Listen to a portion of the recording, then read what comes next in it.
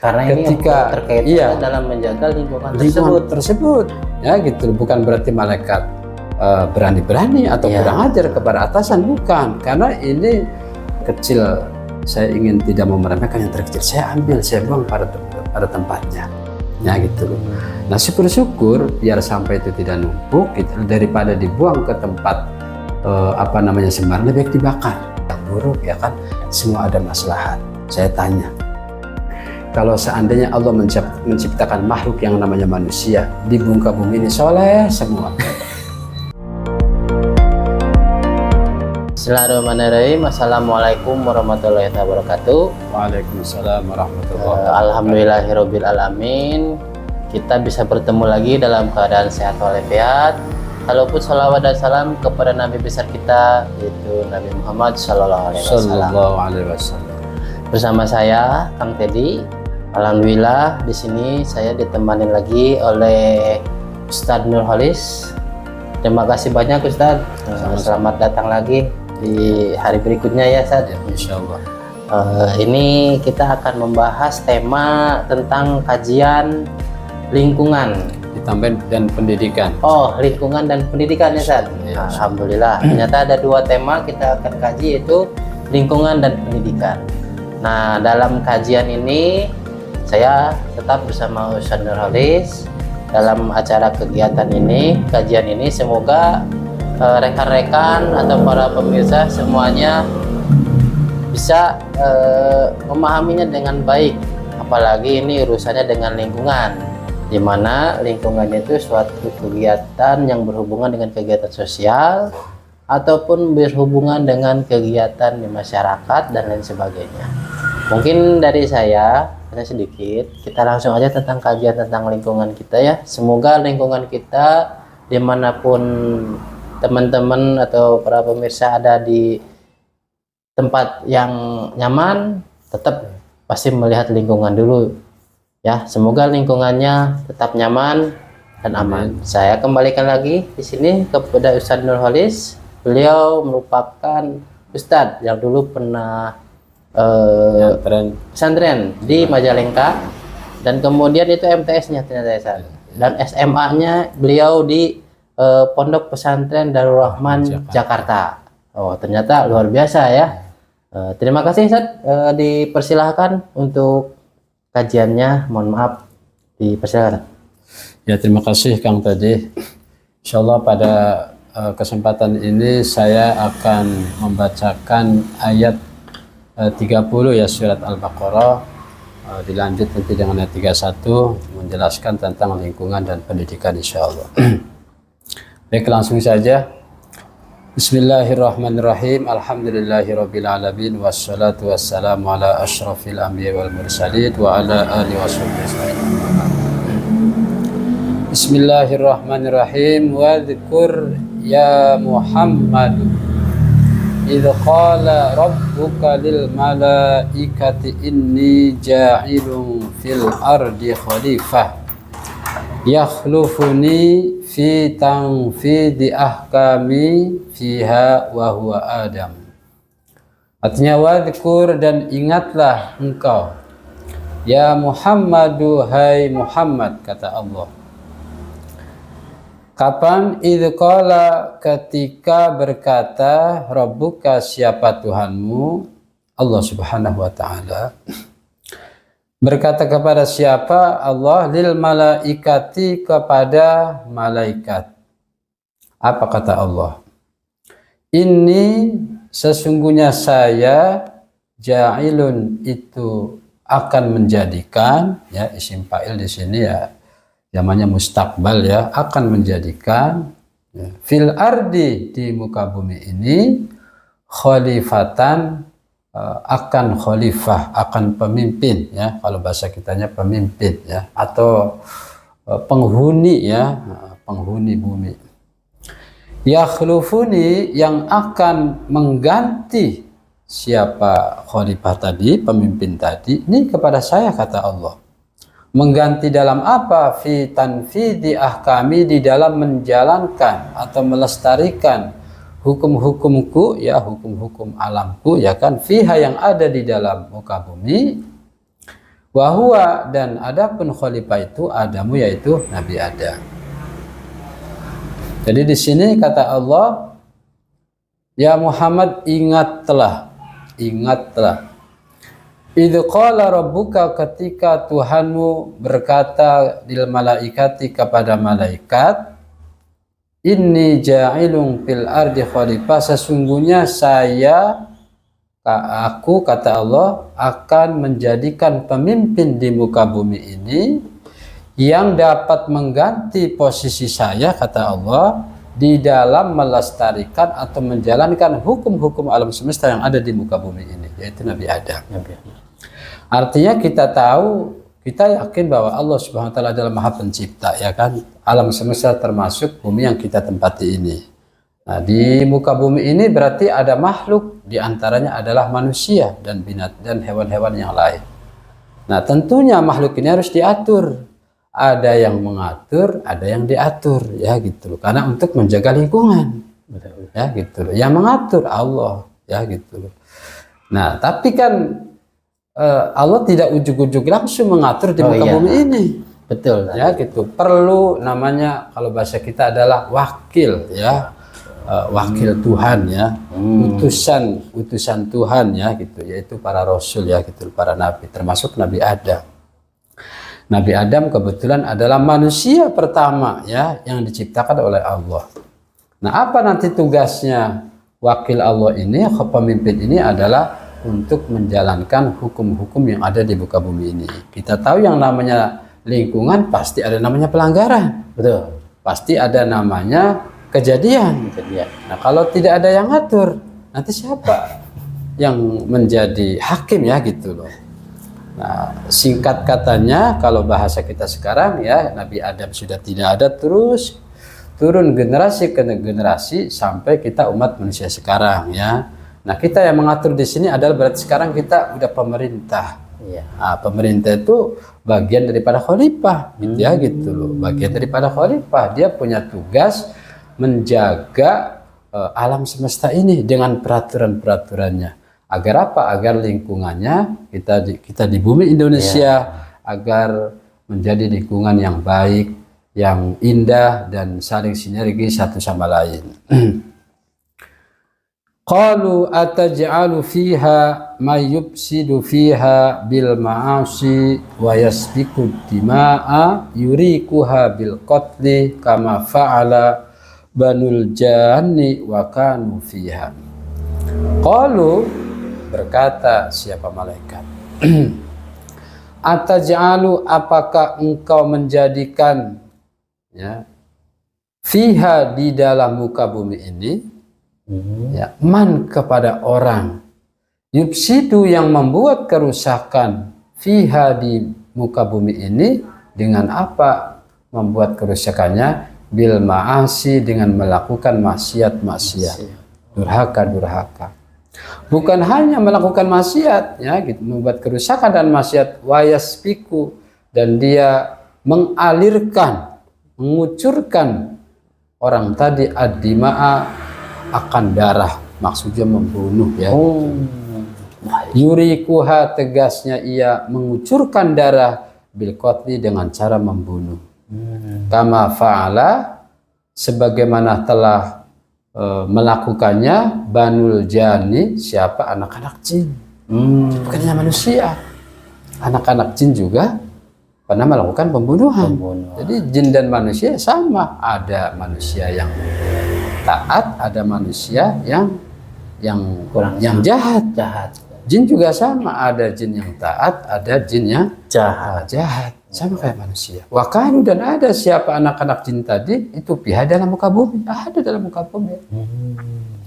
Falamma absadu arsalallahu alaihimul malaikata fataroduhum ilal jazairi wal jibali. Falamma absadu, ketika anak-anak jin tadi membuat kerusakan, ya, arsala, maka mengutus Allahu, siapa Allah, alaihim, kepada anak-anak jin tadi, al malaikata, pada malaikat. Fataruduhum, maka para malaikat mengusir, ya, mengusir hum, kepada anak-anak jin tadi yang nakal, ya, kemana? Ilal Jazairi, ke pulau-pulau ya gitu loh, ke pelosok-pelosok, wal jibali, dan gunung-gunung. Nah lalu malaikat berkata kepada Allah, ya Allah, apakah engkau menjadikan di muka bumi ini pemimpin gitu ya gitu, atau pemimpin yang membuat kerusakan dengan melakukan maksiat dan membunuh. Artinya kau mengangkat manusia, apakah tidak dipikir-pikir dulu kalau bahasa kita sekarang ya, gitu. Jadi kalau saya gambarkan, malaikat itu kritis orangnya ya. Betul bahwa kita mendapatkan keterangan bahwa posisi manusia secara naluri lebih baik daripada malaikat, karena manusia adalah makhluk yang beride ya, berinovasi. Tapi di sini malaikat sangat kritis. Kritis dalam arti berani bertanya kepada Allah. Ya gitu. Biasanya kan karena ketika ini terkait dalam menjaga lingkungan tersebut ya gitu, bukan berarti malaikat berani-berani atau kurang ajar kepada atasan, bukan, karena ini berkaitan tentang kehidupan manusia banyak. Kalau seandainya engkau ya Allah mengangkat yang namanya makhluk manusia menjadi pemimpin di muka bumi ini, kan gitu kan, apa nanti nggak khawatir bumi itu akan terjadi kerusakan dan banyak pembunuhan kan gitu loh. Apa nggak dipertimbangkan dulu kalau bahasa kitanya? Kalau lagi rapat kan begitu ya gitu loh. Anda menimbang, mengingat. Mengingat apakah engkau ya Allah tidak dipertimbangkan dulu ya kan gitu. Mengingat manusia itu adalah ya khawatir membuat kerusakan dan adanya pembunuhan. Sebagaimana yang pernah dilakukan oleh bangsa-bangsa jin. Gitu. Nah ini kan jadi kita ayat ini menceritakan Allah menciptakan alam semesta termasuk bumi ini ya kan, yang dihuni oleh manusia kan, ini kan melalui proses panjang. Betul. Tidak ujug-ujug bumi itu aman. Jadi tidak ujug-ujug bumi itu jadi. Tidak ujug-ujug bumi itu sejahtera, tidak, melalui proses panjang ya gitu loh. Nah di sini malaikat ayat di sini menjelaskan tentang proses daripada adanya lingkungan yang ada di muka bumi. Wa nahnu nusabbihu mutalabbisina bihamdika aynaqulu subhanallahi wa bihamdi. Kata malaikat, sedangkan wa nahnu, sedangkan kami, nusabbihu selalu membaca tasbih ya kan gitu. Betul. Mensucikan engkau, mutalabbisina ya, menyandang bihamdika, dengan memuji kepadamu. Aynaqulu maksudnya kami berkata ya subhanallah wa bihamdi. Kata malaikat, sedangkan kami tugasnya selalu mensucikan kepada engkau dengan kalimat subhanallah wa bihamdi. Wa nuqaddisu lak ay nunazzihuka amma la yaliku bika. Dan kami juga membersihkan kepada engkau ya, nunazzihuka tegasnya kami juga membersihkan kepada engkau ya Allah, amma la yaliku bika, dari hal-hal yang tidak pantas disandarkan kepadamu ya. Contoh hal-hal yang tidak pantas disandarkan kepada Allah, sifat lemah. Allah kan kuat, sifat lemah tidak pantas disandarkan kepada Allah. Nah malaikat itu adalah makhluk yang selalu mensucikan, membaca tasbih. Nah ayat ini adalah menjelaskan kalau saya baca gitu ya, jadi intinya tidak secara langsung malaikat itu berarti makhluk malaikat itu punya inovasi, menjaga lingkungan. Saking cintanya kepada makhluk Allah Subhanahu wa taala. Jadi menjaga lingkungan itu ternyata dari jauh-jauh hari malaikat sudah membumikan, kalau bahasa kita gitu ya gitu loh. Sudah membumikan, sudah memberikan satu pengetahuan gitu, tentang menjaga lingkungan yang baik itu seperti tentang pentingnya menjaga lingkungan. Nah, perlu saya jelaskan, lingkungan ini kan secara garis besar ya ada dua ya, ada lingkungan hidup, ya gitu loh, makhluk hidup, ada lingkungan makhluk non hidup ya gitu loh. Contoh lingkungan makhluk hidup seperti manusia. Nah, manusia itu ya banyak banyak ininya posisinya. Ada namanya lingkungan keluarga, ada namanya lingkungan pendidikan, Pendidikan dari dasar, menengah, ya kan, sampai tinggi. Iya. Ada namanya lingkungan masyarakat. Nah, ini 3 lingkungan ini saling keterkaitan. Artinya apa? Ketika orang di lingkungan keluarganya baik, insya Allah di lingkungan sekolahnya juga baik.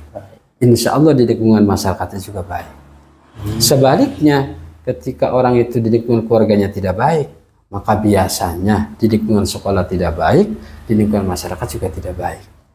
Nah, itu kita menjaga. Kalau begitu kita harus lebih utama dalam menjaga lingkungan itu lingkungan keluarga dulu kalau gitu. Lingkungan keluarga dulu.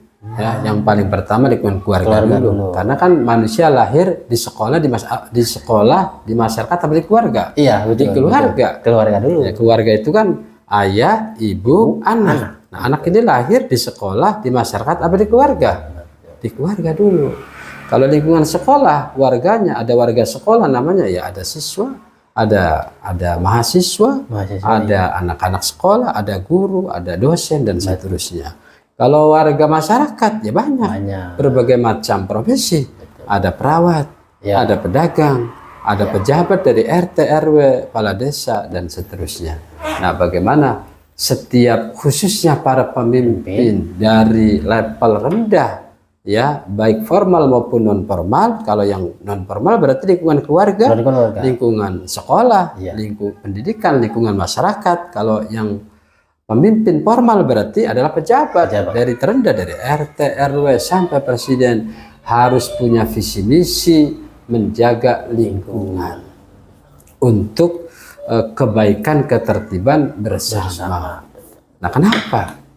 Sudah dijaga aja masih terjadi adanya kasus-kasus kejahatan, termasuk diantaranya pembunuhan, apalagi tidak dijaga. Bahaya juga ya. Lebih bahaya lagi. Nah, terus yang kedua, lingkungan non manusia ya gitu ya, supaya kita di sekitar kita ada pohon ya kan gitu, ada tanah. Nah, jadi kita juga tidak boleh menebang pohon sembarangan. Ya, kita juga tidak boleh menebang hutan sembarangan.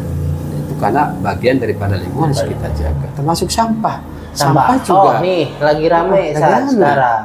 Jadi sampah juga termasuk daripada menjaga lingkungan yang non manusia. Tadi bagaimana pemerintah sebagai nih San, maaf izin bertanya nih San, ini kan lagi rame nih sekarang ya. Kita lagi banyak yang gerakan-gerakan pembersihan lingkungan di sungai. Nah, ini sampah nih San. Ini ada kejadian. Saya bingung siapa yang salah ini San. Apakah dari mungkin di keluarganya nggak diajari tentang buang sampah yang baik mungkin, atau di lingkungan masyarakatnya ketika dia nongkrong mungkin. Kalau anak-anak sekarang yang nongkrong buang sampah, udah buang aja. Nah, itu kita menyikapinya bagaimana nih Sad kira-kiranya, apalagi di lingkungan sampah ini, bukan lingkungan sampah ya, maksudnya di sungai yang banyak sampah. Kemarin itu contohnya Bekasi ya, yang sekarang sudah diperbaiki, terus sama di Bandung juga, dan di lingkungan sekitar yang lainnya banyak ya, itu oleh gubernur yang baru ya, itu Kang Kadem. Nah itu setelah dilakukan pembersihan, itu dilakukan masih banyak lagi yang buang sampah di sana. Nah ini faktornya itu kira-kira, mungkin ada salahnya di mana?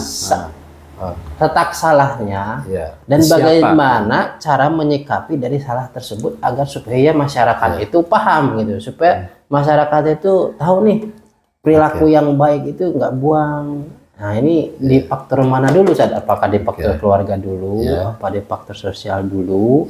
Kalau kita ngasih penyuluhan mungkin dari bagian kesehatan dan lain sebagainya, ya pasti ada gitu. Tapi masyarakatnya nih cara pemikirannya supaya paham menjaga itu seperti apa Sad? Itu Sad. Oke, baik. Jadi untuk menjaga lingkungan sampah, walaupun saya bukan pihak pemerintah atau saya bukan pihak yang dalam arti getol, tapi saya alhamdulillah pernah juga terlibat di dalam pembersihan sampah ya gitu loh. Jadi menurut saya yang pertama lingkungan keluarga dulu. Saya tidak mau menyalahkan masyarakat atau pihak pemerintah gitu ya gitu. Pertama lingkungan keluarga dulu. Nah, bagaimana lingkungan keluarga itu minimal jangan membuang sampah sembarangan. Ya gitu. Nanti akan mengganggu kenyamanan keluarga itu sendiri. Dan apalagi termasuk mengganggu kenyamanan tetangga, ya gitu loh.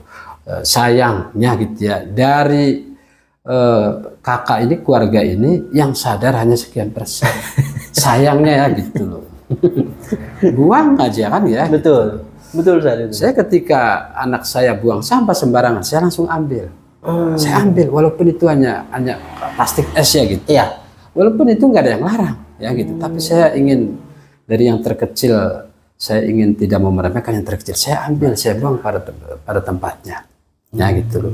Nah syukur-syukur biar sampah itu tidak numpuk gitu, daripada dibuang ke tempat sembarangan, lebih baik dibakar. Ya kalau minimal dibakar ya.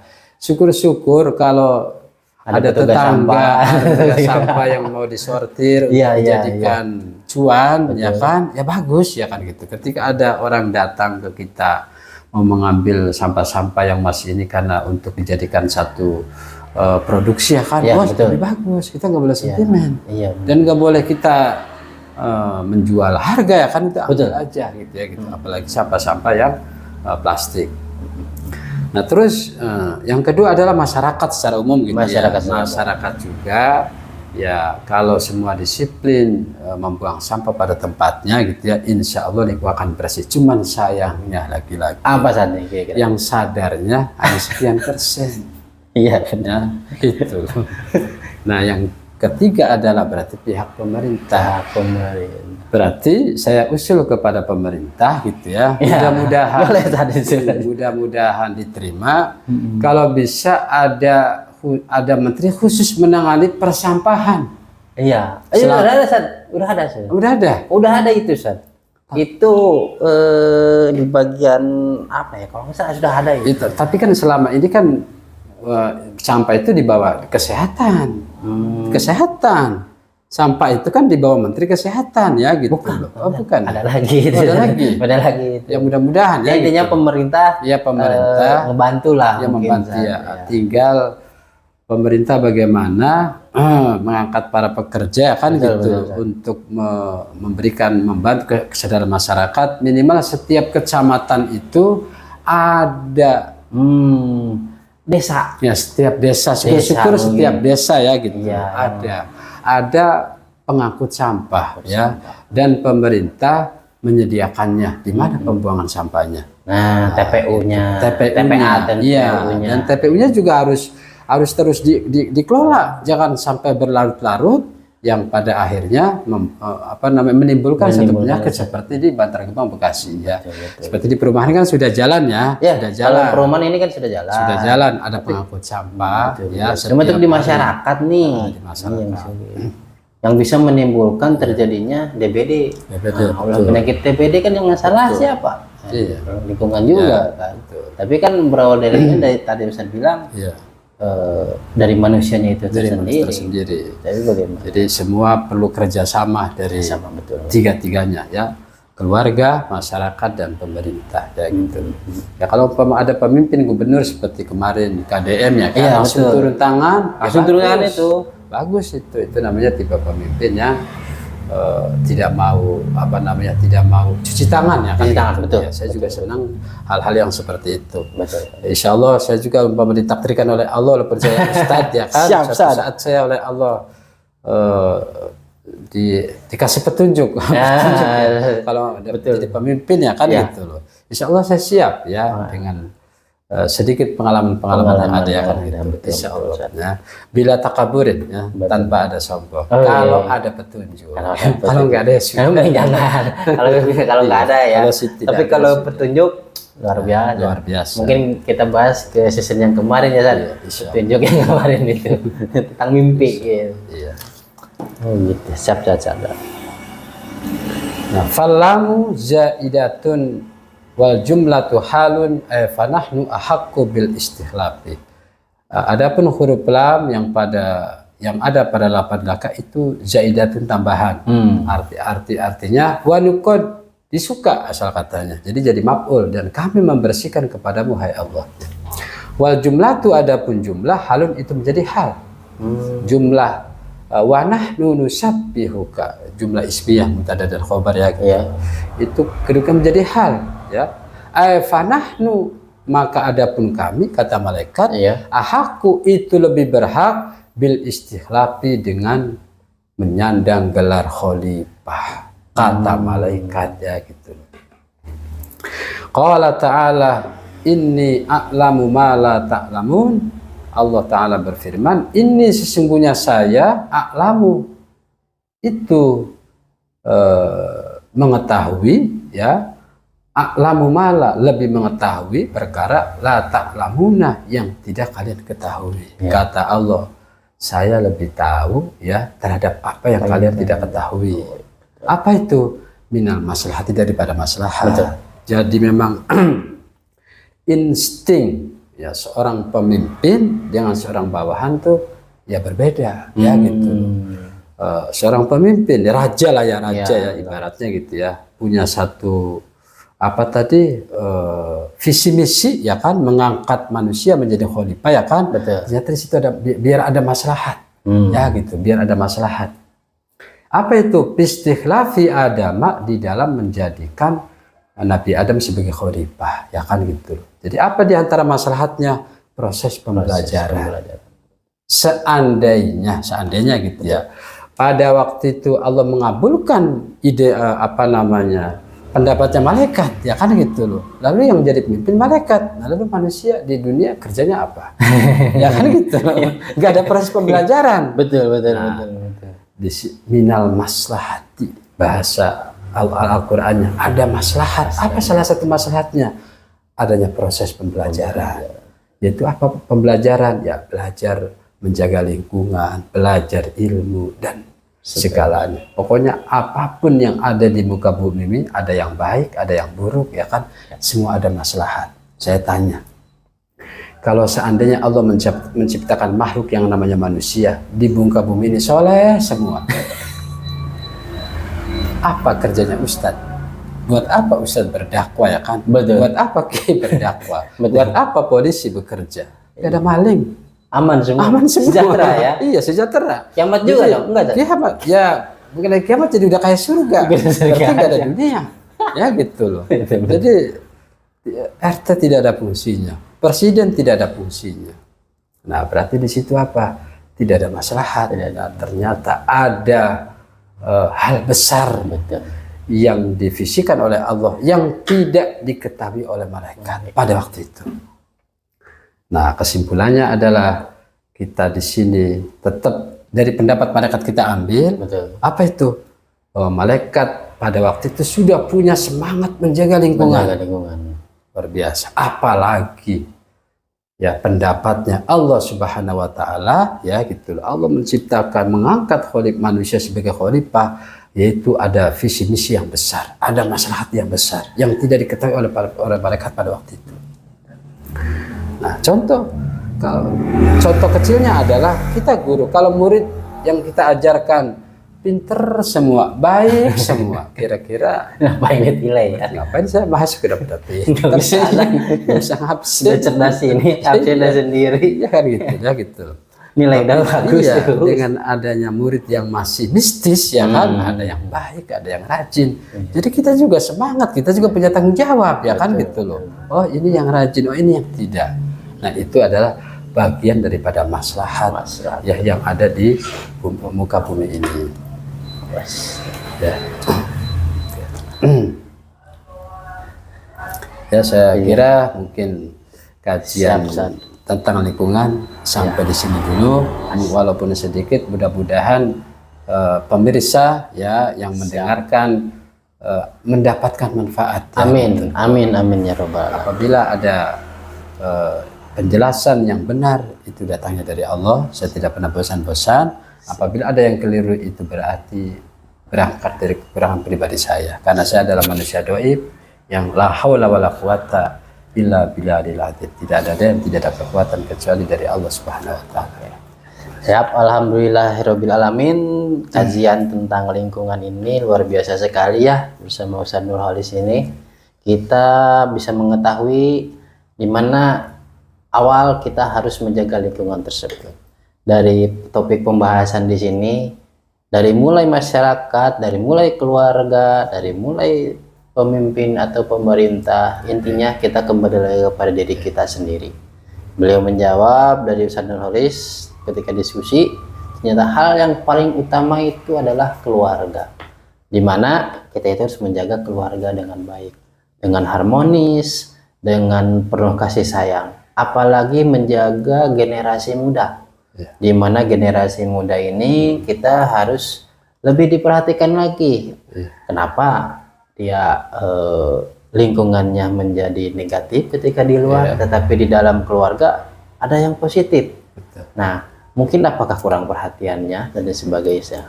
Intinya kita di sini jagalah dulu keluarga. Setelah jaga keluarga, baru kegiatan masyarakat, baru lingkungan alam kita jaga dan lingkungan sekitarnya. Insya Allah di kemudian hari kita bisa membahas tentang hal yang lain, tema-tema yang lainnya. Dan untuk lingkungan ini mungkin cukup sekian dari Ustadz Nurholis. Terima kasih Ustadz ya, sama-sama menghadiri kegiatan ini, dan ini sangat luar biasa sekali. Nah, dari sini kepada para pemirsa atau pada netizen yang lainnya, silahkan like, subscribe atau komen dalam hasil ini seperti apa. Mohon maaf jika kami ada kekurangan. Kalaupun ada tema-tema yang diinginkan, silahkan komen, karena kita juga tidak berpandang untuk kita juga ya, untuk kita pribadi bukan ya, tapi ini untuk masyarakat dan lain sebagainya. Kira-kira yang dibutuhkan dalam pengajian ini apa? Silahkan di komennya. Insya Allah di lain waktu kita akan mengikuti apa yang diharapkan oleh para pemirsa atau yang menonton ini. Mungkin ini dari saya. Mohon maaf bila ada kata-kata yang kurang diperkenan dari saya pribadi, baiknya milik Yang Maha Kuasa. Mungkin ada kata mutiara sedikit saja. Ya, sesuai dengan tema, saya tidak neko-neko ya. Itu mari kita bersama-sama menjaga lingkungan dari keluarga ya, khususnya, dan lingkungan masyarakat umumnya ya, agar kita saling sayang menyayangi, saling berpesan dengan kebenaran dan kesabaran, agar kita sama-sama hidup tentram, damai, dan saling hormat menghormat. Ya, terima kasih. Itu menghormati lebih baik, dan semoga kita selalu dimuliakan oleh Yang Maha Kuasa. Mungkin cukup sekian dari saya. Saya Kang Dedi. Wassalamualaikum warahmatullahi wabarakatuh. Waalaikumsalam.